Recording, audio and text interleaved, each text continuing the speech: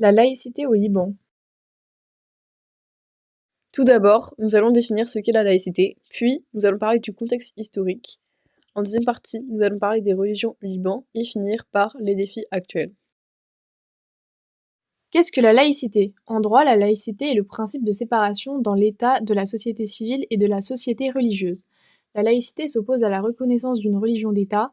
Toutefois, le principe de séparation entre l'État et les religions peut trouver des applications différentes selon les pays. Aujourd'hui, on prendra l'exemple du Liban. Le contexte historique et politique. Au sens de laïcité, contrairement à des pays comme la France, le Liban ne dispose pas d'un système laïque, où la religion est strictement séparée de l'État. Le Liban, un pays multiconfessionnel. Le Liban est composé de diverses communautés religieuses, chrétiens, musulmans, druzes, et la religion joue un rôle central dans la politique et la société libanaise. Le système de confessionnalisme. Le pays utilise un système politique où les postes de pouvoir sont répartis entre les différentes communautés religieuses. Le président est chrétien maronite, le premier ministre est sunnite et le président du parlement est chiite. Système confessionnel est profondément enraciné dans la culture et l'identité libanaise.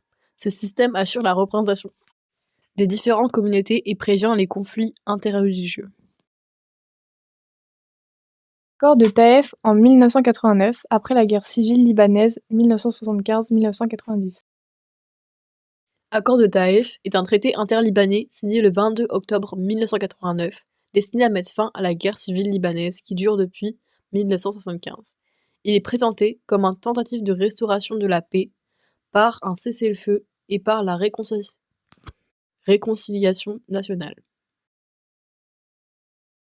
Négocié à Taïf en Arabie Saoudite, il est le résultat des efforts politiques d'un comité composé du roi Hassan II du Maroc, du roi Fahd en Arabie Saoudite et du président Kadhili en Algérie, avec le soutien d'une diplomatie américaine. Le rôle de la religion dans la Constitution. Article 9 de la Constitution libanaise. Cet article garantit la liberté de croyance et de pratique religieuse, mais il souligne également la nécessité de respecter les particularités confessionnelles. Le rôle des leaders religieux. Les chefs religieux influencent grandement les décisions politiques et sociales, notamment dans des domaines comme le mariage, le divorce et l'héritage qui sont régis par les lois religieuses. Les différentes religions.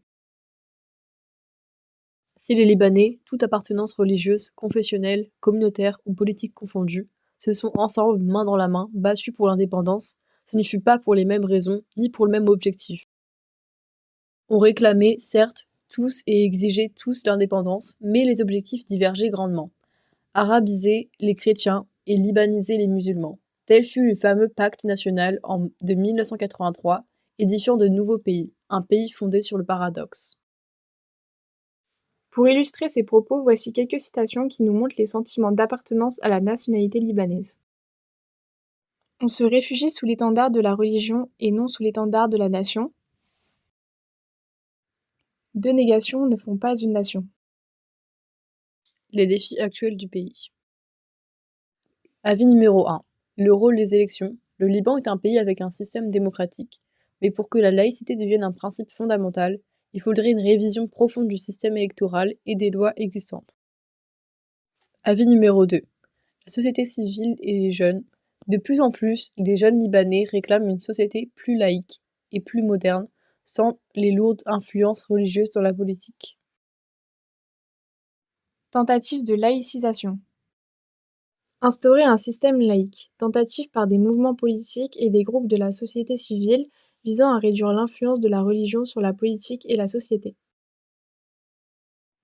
L'influence des puissances extérieures. Les puissances régionales et internationales, comme l'Iran, l'Arabie saoudite et la Syrie, influencent souvent les décisions politiques au Liban, et leurs relations avec les communautés religieuses rendent difficile à l'établissement d'une laïcité stricte. Donc pour en conclure, il y a 5 points importants à retenir. Il y a le système confessionnel libanais, l'accord de Taïf, la laïcité, un débat complexe, l'influence des puissances extérieures et la laïcité et le pluralisme. Pour entrer un peu plus en détail sur le dernier point, le Liban présente des défis majeurs à l'introduction de la laïcité, Les réformes pourraient mener à un avenir où la religion est une affaire personnelle et non une condition politique. Merci pour votre écoute.